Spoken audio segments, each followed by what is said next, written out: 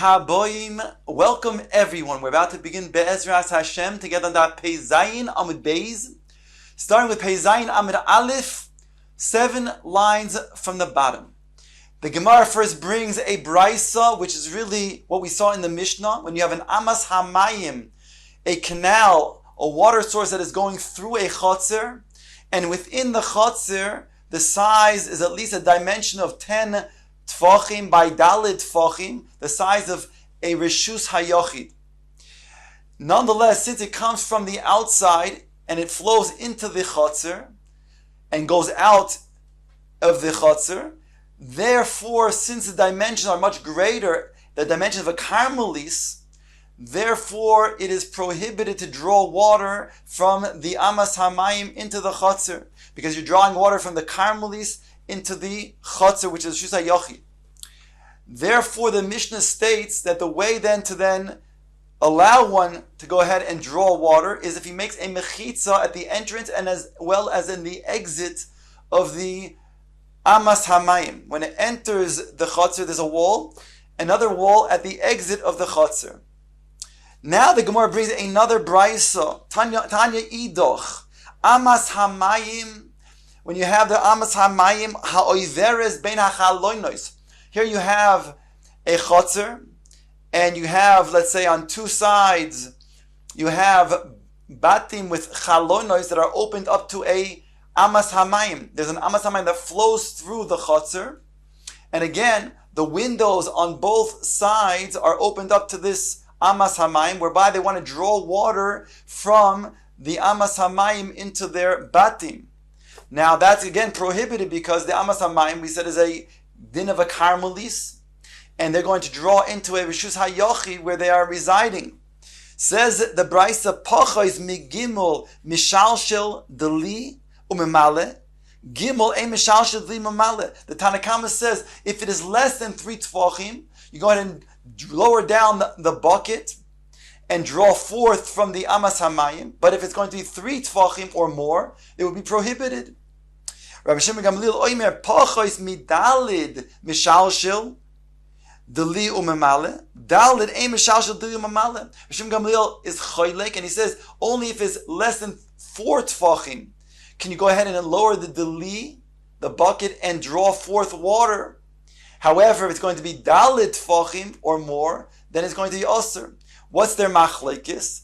L'char, their machlekes is that the 3 tfachim over here is going to be an issue of being considered to be a karmelis, whereas Rav Shimon Gamliel says that karmelis only begins with dalit tfachim. Ask the Gemara right away to understand this brayso. B'maya askina, what are they dealing with? What is the machlokes between the Tanakama who says less than 3 is permissible, 3 or more is prohibited? Rav Shimon Gamliel says 4. Only less than 4 is permissible, but 4 or more will be prohibited. If you're going to say it's talking about the Amas Hamayim itself, that means that the width of the Amas Hamayim is either less than 3 or less than 4. And according to the Tanakam, if it's less than 3 is permissible. According to Rabbi Shimon Gamliel, only if it's less than 4 is it permissible. The key also Rabbi Avdimi Amar B'Yochanan in Karmelis Pchusa Midalid. But Rav Dimi said in Rabbi Yochanan that a karmelis is at least dalit tfachim. If it's less than dalit tfachim, not going to be a problem. In which case, leima kitanoi amar l'shmaitze, you're going to say that Rabbi Yochanan was saying this according to only Rav Shimon Gamliel, because we have a machlokes tanoim here. According to Tanakama, it's going to be a karmelis if it's 3 tfachim or more. But if it's less than 3 tfachim, it's not a karmelis. Whereas Rav Shimon Gamliel says, no, a karmelis only begins at 4 tfachim. So you're going to say it's a machlekes tanoim, whether a karmelis is at 4 tfachim or a karmelis begins at 3 tfachim. So that's going to be then a little bit difficult to say Rav Dimi and saying Rabbi Yochanan only according to Rabbi Shimon Gamliel. Ella, says the Gemara, what are we speaking about over here? What is the machlokes tanoim? It's be'agapeho. It's talking about the river bank over here, the canal, the bank of the canal, which is between, of course, the Amas Hamayim and where their windows are. There's a small area over there. And there we're talking about ulahachlif. If you take your bucket and you place it on this agapel, this bank, and then from there go ahead and then bring the pail by putting it into the amasamayim, then bring it out again onto the bank, and then once again onto your property and through your window. So here we're saying that according to the Tanakama, that the issue over here is when do we say there is a makom petur? According to the Tanakama, a makom petur would be only if it's less than 3 tvachim. 3 tvachim and beyond is not a makom petur. Where Shimon Gamliel would say that less than 4 tvachim is still a makom petur, and only 4 tvachim and beyond is not a makom petur. Says the Gemara, if you're going to say that this is the machlokes, then ki aser Rav Dimi Amar Rabbi Yochanan, makom she'ein bo arba al arba muter livnei rishus hayachid ulrishus rabim. Sorry, muter livnei rishus hayachid ulivnei rishus harabim lekatef alav ubilvad shelo yachlifu. Here, Rav Dimi says Rabbi Yochanan that if a person is in the rishus harabim and he wants to go, let's say, to Amos Rishus Harabim, he's holding a heavy load and he wants to place it down on a tree trunk that is between the Rishus Harabim and the Rishus Hayachid. He may do so because it's a Makom Petur. If the tree trunk has the dimensions of such as a Makom Petur, he can do so. Similarly, if he's on the other side with the Rishus Hayachid and there's a heavy burden and he wants to lower it and he places it on the tree trunk as a Mokum Petur, he may do so. However, Reb Divi says in the Rabbi Yochanan, he cannot place it, if he's in the Rishus Harabim, on the tree trunk and then pick it up and go into the Rishus HaYachid, or vice versa. So, we see that Yachlifu was prohibited. So how can you suggest that a person can draw water from the Amas HaMayim, Ayidei Yachlifu, through placing it on the riverbank, the pail, and then drawing water from there? That's going to be a problem of Yachlifu. And Rabbi Yochanan says you cannot do that. Answers the Gemara, there's a chiluk. Hasam, that which Rabbi Dimi said and Rabbi Yochanan, that you cannot go ahead and machlif from the Rishus HaRabim onto a Makom Petur and then to pick it up and go to Rishus HaYachid. That's because it's the Rishuyos that are De'araisa. That's because those are Rishus De'araisa that a person may then make a mistake and think you can carry from a Rishus HaYachid Rishus HaRabim. And therefore they said it's prohibited to be machlif. But hocha Rishuyos Derabanan. But over here we're talking about where the Amas HaMayim is a Carmelis, a Rishus Derabanan, and where he's drawing into, which is going to be his home, ultimately, he'll be machlif ultimately into his home, which is a Yachid. It's going to be only at most, the prohibition of the Rabbanan of Hoitzah. So therefore, that would not be a problem. Ask the Gemara still, V'ho Rabbi Yochanan b'Rishuyois the Rabbananami Omar. You cannot make this chiluk because even Rabbi Yochanan himself says that when it comes to two different Rishuyos that are the Rabbanan, it's also Osir Lahachlif. And we're going to soon see that indeed, if you have two Chatzeiros, you can't go ahead and machlif from one to the other. Now the Gemara brings a Mishnah we had learned before, and it's going to then ask ultimately from this Mishnah, the way the Gemara explains this Mishnah. But let's just first understand the Mishnah. It goes, the Tanya, it's not a Bryce, it's really a Mishnah Disnan. Koisel shebein beiz chatzeiros. If you have a koisel, a wall between two chatzeiros, gavoya asar tfachim, v'roichav arba. Here we're talking about that it's 10 tfachim high. The fact that it's 4 tfachim wide is really at this point not significant, which now separates the two chatzeiros, whereby each chatzir can only make their own erev chatzeiros, but they cannot enjoin and make one erev chatzeiros between the two of them. Ma'arvin shnayim ve'im ma'arvin echad. The Mishnah goes on to say, Hayu berois shoy peiros. If you have on top of this wall peiros, now it's significant that we say it's dalet tfachim wide, because on top of the wall you have peiros. Then we say elu oilin mikan va'oichlin, ve'elu oilin mikan va'oichlin. Each chatzir can then go up to the wall, since now the wall is dalet tfachim wide and asar tfachim high. It's a different rishus, and now each one can go ahead and eat the peiros. that are on top of the wall. They can't bring them down. Some say into the chotzer, some say to the bayis. If it's good, according to the chacham, they're more machmir and say you can't bring it even to the chotzer. But al kopanim, you cannot go ahead and bring it down, but you can eat it up on top of the wall. The Mishnah goes on to say, Nifrat hakoisel, if the koisel then has a breach in it, ad eser amois ma'arvin shnai v'im rotzu ma'arvin echad. Over here, there's no problem if there's a breach in the wall, so long as it's not asara amos long, because less than asara amos will be still a pesach, an opening, and therefore you still have a valid wall, whereby you go ahead and make an eir chatzeros, either enjoining both chatzeros, or if you want to make an independent eir chatzeros for each one. Ad kan the Mishnah. Now the Gemara says we analyzed this Mishnah before. V'havinam ba. We said the Mishnah is talking about where the width of the wall is daled tfachim, and therefore we said if there's peiros on top, then each chotzer can go up and eat the peiros on top. V'havinam ba. We analyze this Mishnah. Ein boy arba mai. But what happens when it is not arba tfachim wide? What is the din then? Omar Rav. Rav says, Avir beis reshuyois sholetes boy, v'lo yazis boy maloi nima. According to Rav, since each chotzer would have the rights to the top of this wall, of this mechitza, therefore each one will be oyser on the other one. And so he says, you can't move even maloi nima, even a hair's breadth.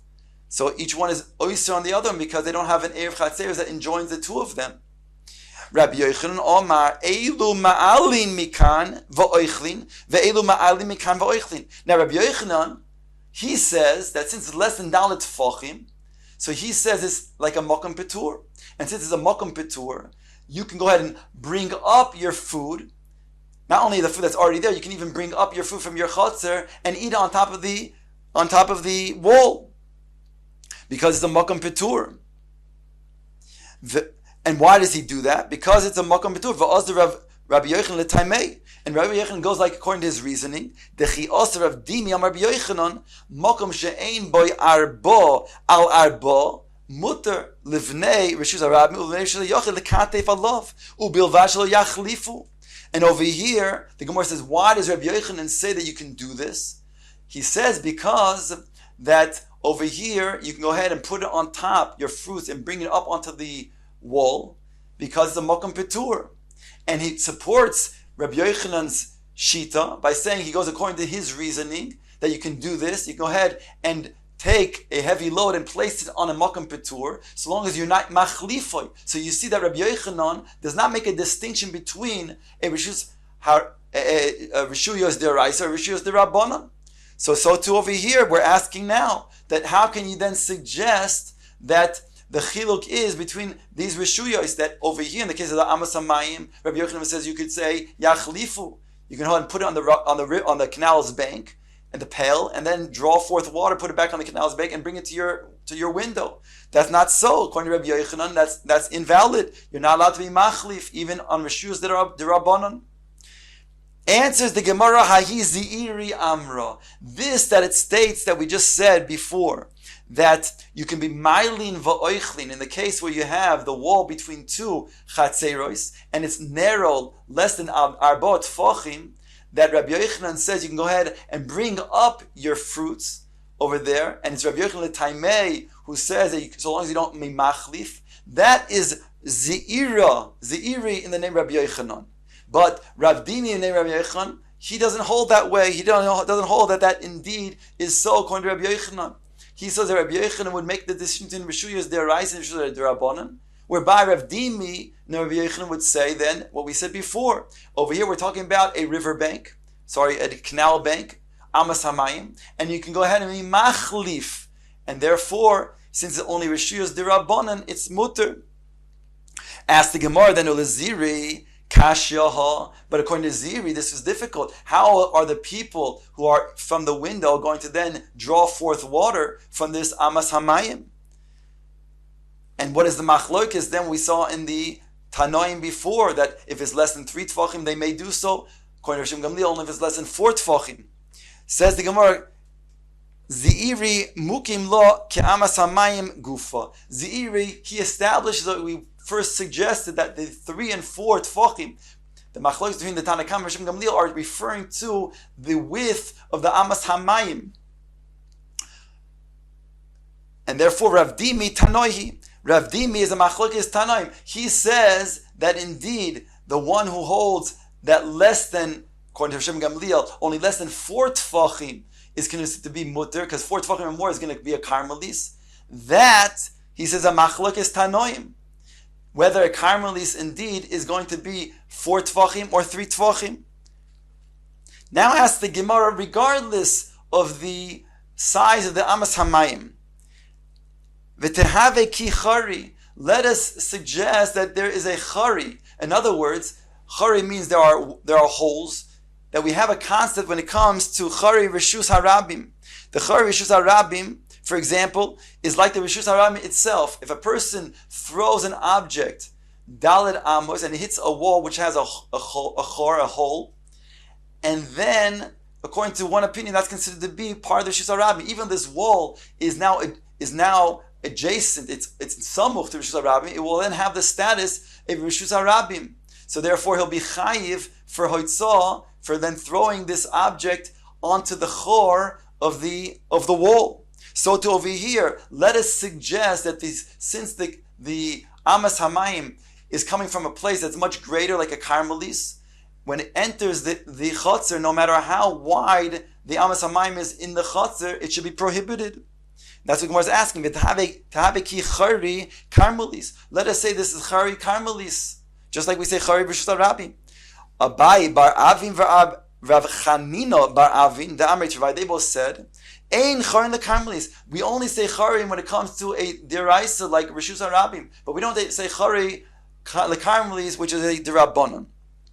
Rav Ashi Omar afilu teima yesh charin lekarmelis. Even if you want to say, we do say charin lekarmelis. Hani mili bismucha. Aval, but hocha has been mufleges. We only say the concept of charim when it's smucha, when it's adjacent, like the case of the wall. But over here, since the amas hamayim is flowing from a distance on both sides and is then entering the chotzer, we do not say chare over here in regards to charin for the amas hamayim. The Gemara now brings another teirut to the question that we had before. What is the machlekes between the Tanna Kamma and Rishim Gamliel in regards to whether it's less than 3 tefachim or less than 4 tefachim? One answer we explained was that we're talking about the banks of the amas hamayim. There, if it's less than 3 tefachim, then it's considered to be a makam betur according to Tanna Kamma. If it's less than 4 tefachim, it's a makam betur according to Rabbi Shimon Gamliel. And then we'll say yachlifu. The other teretz that we brought was that they're talking about the amas hamayim itself, the width of the amas hamayim. If it's less than 3 tefachim or it's less than 4 tefachim, do we say it's considered to be a karmelis or not? Now the Gemara brings an additional answer to explain this machlokes. Ravina Omar, kigoin the ovad lo nifke apuma. For example, they made, we call it barricades, walls that are closing at the entrance and at the exit of the amas hamayim. They make 2 walls that are going into the middle, but they leave space so that the water can flow into the chotzer. Now, how much space do they leave? It depends. So, according to Tanna Kamma, if it's less than 3 tefachim, we'll say lavud. It's as if it's closed. And therefore, you can go ahead and freely draw forth water from the chotzer, because now it's considered to be reshus hayochid. However, if it's less than 4 tefachim, then, according to the Tanna Kamma, then we don't say lavud, and therefore it would be aser. Rishim Gamliel says if it's less than 4 tefachim, we would also say lavud. Says the Gemara, va'ozdu rabbanon l'taimayu, Rabbi Shimon ben Gamliel l'taimei. And the rabbanon, the Tanna Kamma, go according to their reasoning that lavud is less than 3 tefachim, and Rishim Gamliel goes according to his shita that lavud is only less than 4 tefachim. The Gemara now brings the Mishnah we are familiar with. We saw more than once recently. Says the Gemara, Gezustera shehi lamala min hamayim. If you have a balcony that is above a yam, and a person wants to draw water on Shabbos from the Yam into his balcony. Or let's say he has a window that is above the balcony. He wants to draw water. So how does he do that on Shabbos? You can't do that because the Yam is a Carmelis and he's in Rishus HaYochid. Ella im kain, unless, says the Mishnah, osu la mechitza gavoya asara tfachim bein melamala bein melamata. The eitzah, says the Mishnah, is if you want to then take on your gezustera, you make a hole of 4 tfachim by 4 tfachim, and then you make a wall either above that hole on the floor of your gezustera or beneath the hole, whereby now you have an area of a Rishus HaYochid, 10 tfachim by 4 tfachim. Then we'll say lekula gud achis mechitzta. We'll say the mechitzta is lower down all the way to the depths, to the bottom of this river, whereby now you can go ahead and draw forth water with a pail from your gezustra, from the water source all the way into your gezustra. Now it's like going from the Rishus HaYochid all the way into the Rishus HaYochid, no problem. The Mishnah goes on to say, and the Girsa, some take out the word v'chein and say, shtei gezustros zulam al mizu. Now we're talking about the issue of Erev Chatzeros. If you have 2 gezustros, one is on top of the other. Now one is above the other one and slightly over, so they overlap a little bit. So here we're talking about where there was a hole in the bottom of the top gezustra to draw forth water, and a hole in the bottom of the bottom gezustra. And it says over here, shteyem, if it's zulam alam zu, also the upper one he made a mechitza, and the mechitza that he made was also to be shared as a shutfis with the lower gezustra, so that the lower gezustra would also be able to then use that wall. It says over here, Shtein Asuros Aji Ya'arvu. Since they both have now rights to use this wall, so barring that they didn't make an Erev Chatzeros together, so then each one is oyser on the other, and even the Elyoina cannot use that mechitza, that wall, to then draw forth water into his gezustra. Says the Gemara, Masnisin Loke Chananya ben Akavya. Our Mishnah is not like Rav Chananya ben Akavya. The Tanya, because it states in the Brayso, Chananya ben Akavya oimer gezustera sheish ba arba al arba amois. If you have a gezustera which is 24 by 24 tfachim, choykek ba arba al arba umemale. You can carve out in the middle of the floor of this gezustra 4 by 4 tfachim. And he says over there, that's going to be invalid, because then we'll say, according to Reb Chananya ben Akavya, we'll then make an imaginary folding down, whereby you'll have then 10 tfachim of a height of a wall, of a mechitza, that is enclosed, of a space of 4 by 4 tfachim, which we explained before. And therefore, the Gemara is suggesting you go ahead and fill up that way. So you see over here, says the Gemara, that according to Rav Chananya ben Akavya, this would already be sufficient. There should be a valid way of then drawing forth water. And therefore our Mishnah is not like that, because our Mishnah requires that you actually make a mechitza in addition to the 4 by 4 tfachim hole that you make on the bottom of your gezustera. Rabbi Yochanan, Mishum Rabbi Yosi ben Zimra, Lo yihiti Rabbi Chananya ben Akavya ela b'yam moshel Tiveria. When was he made this, to say this is valid? When it's talking about over a gezuzah over the banks of the Yam Shel Tiveria, because hoya v'yesh la oigenim v'ayoris v'karfifois makifos, because you have enclosements on the sides of the Yam Shel Tiveria that enable you then to use this as a kula. But other water sources not, and therefore over here he says this kula of 2 steps. He says gud achis mechitzta, and as well we'll say you can fold it in. That's the kula that he has only in regards to Yama Shel Tiveria. But in all other cases, he won't say, they only said Gud Achis Mechitza, whereby you'd have to also learn like our Mishnah, that you have to make, in addition to the 4 Tfachim by 4 Tfachim hole on the bottom of the Gzustra, you'd also have to make a Mechitza of Asar Tfachim, either above or below the hole of the Gzustra.